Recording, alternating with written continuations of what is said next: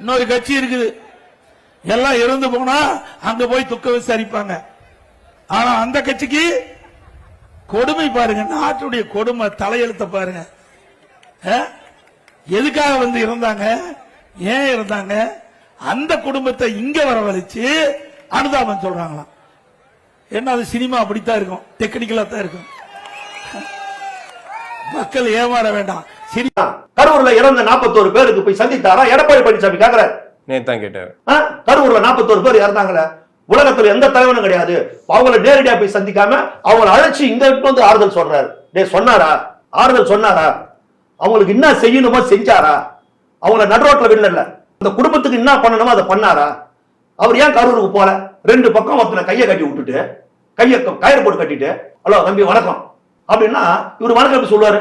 என்ன நான் வணக்கம் சொல்றேன், மரியாதை ஒரு வணக்கம் சொல்லலைன்னா இது என்ன நியாயம்?